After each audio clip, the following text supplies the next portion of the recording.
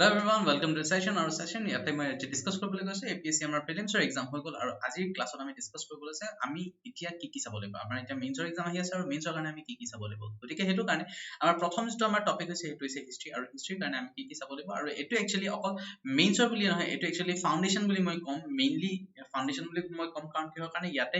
হিষ্ট্ৰিৰ লগত মানে আমি প্ৰিলিমছত আমাৰ যিখিনি লাগে মেইনছৰো আমাৰ যিখিনি লাগে সেইখিনি বস্তু আমাৰ কাৰণে বহুত বেছি ইম্পৰ্টেন্ট হয় আৰু একচুয়ালি গুটেখিনি বস্তু আমাৰ কভাৰ কৰা হয় মেইনছৰ আনসাৰ ৰাইটিংৰ কাৰণে আৰু সেইকাৰণে গুটেখিনি ইয়াৰে সোৰ্স মই যে ডিসকাস কৰিবলৈ গৈছো যেহেতুকে আমি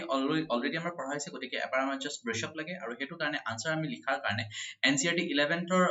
এনচিয়েন্ট আৰু মিডিয়েভেলৰ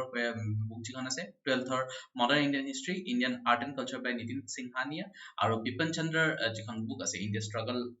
for independence সেইখন আমাৰ কাৰণে ইম্পৰ্টেন্ট হয় জিওগ্ৰাফি যদি মই কওঁ তেতিয়াহলে 6 to 10 লৈকে ওল্ড সিলেবাস তাৰছতে 11 12 নিউ সিলেবাস আৰু ওয়াৰ্ল্ড এটলাস বাই ওৰিয়েন্ট ব্ল্যাক সন যিখন আছে সেইখন আমি এবাৰ চালে তেতিয়া আমাৰ জেগাবিলাক যিখিনি আমি ম্যাপিং বুলি যিটো কওঁ সেই ম্যাপিংৰ পোৰশনটো আমাৰ কভাৰ হৈছে ঠিক আছে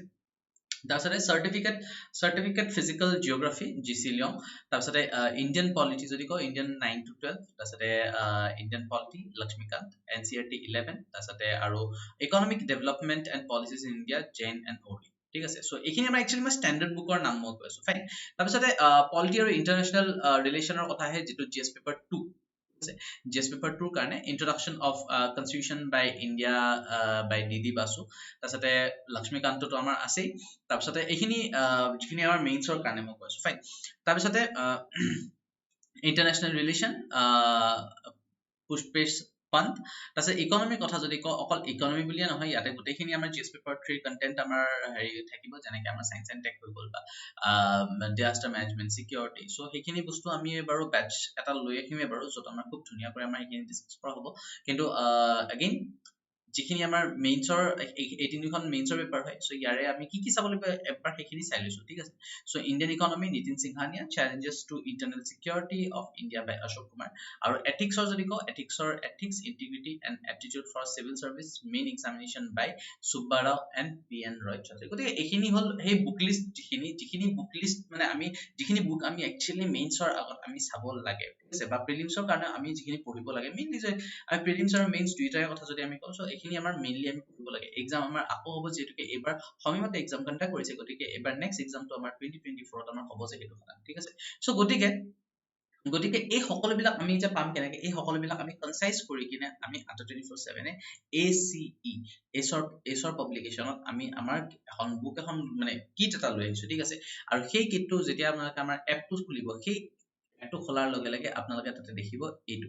as civil service general studies book kit for APSC UPSC ঠিক আছে সো সেই যিটো বুক বুক কিট আছে সেই বুক কিটত থাকিব কি তাতে জিওগ্ৰাফি অফ ইণ্ডিয়া খুব মানে সহজকে আৰু সৰলকে তাতে খুব কম মানে হেৰিত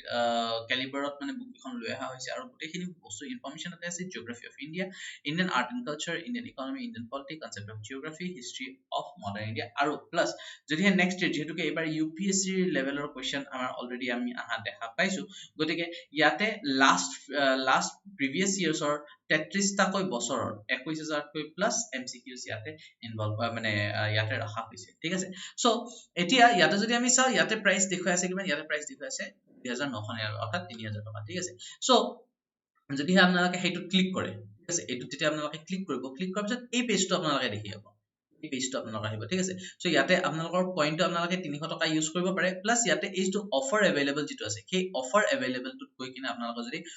Y704S বুলে হয় নয়নছৰ ক্লাস কৰি ভাল লাগিছে গতিকে Y704S ক্লিক কৰো গতিকে Y704S এটো মোৰ কোড হয় সো হেতু যেতিয়া আপোনালোকে ইয়াতে এপ্লাই কৰিব এনেও ইয়াতে আপনি 20% আপোনালোকে একো এপ্লাই নকৰা কৰি পাই আছে ঠিক আছে সো যদিও আৰু যদি এটো যদি এপ্লাই কৰে তেতিয়ালে 22% ইয়াতে ডিসকাউন্ট পাব প্লাস এই ইয়াতে যেটো আপোনালোকৰ কইন থাকে হেতু মোটা 299 দেখুৱাই আছে সো আপোনালোকৰ তাত কিবা বেলেগো দেখাব পাৰে সো এই 22% ৰ লগত এই 299 টকাটো আপোনালোকৰ ডিসকাউন্ট হৈ যাব ঠিক আছে গতিকে তাৰে পিছত হেতু আপোনাৰ কৰাৰ পিছত কিমান হ'ব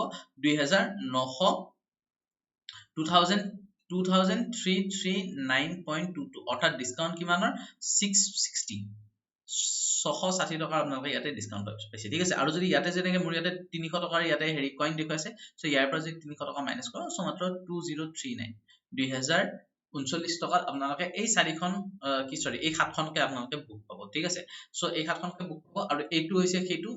22% offer Y704S is my code আৰু এইটো কোড আপোনালোকে মানে জাৰে কোড আপোনালোকে ইউজ কৰে কৰি কিনে আপোনালোকে এইটো লব পাৰিব সো যদি এতিয়ালৈকে আপোনালোকে আমাৰ এপটো ডাউনলোড কৰে এপটো ডাউনলোড কৰি ল'ব কাৰণ ইয়াতে study material current affairs job alerts daily quizzes subject wise quizzes magazines এই সকলোবিলাক ইয়াতে আছে যদি আমাৰ চেনেলটো সাবস্ক্ৰাইব কৰা নাই তেতিয়াহ'লে আমাৰ চেনেলটো সাবস্ক্ৰাইব কৰিব যদি ভিডিঅ'টো চাই ভাল পায় লাইক কৰিব শ্বেয়াৰ কৰিব কমেন্ট কৰিব আৰু যেনেকৈ মই কৈছো যদি এতিয়ালৈকে সাবস্ক্ৰাইব কৰা নাই তেতিয়াহ'লে সাবস্ক্ৰাইব কৰিব that's all for today thank you everyone bye by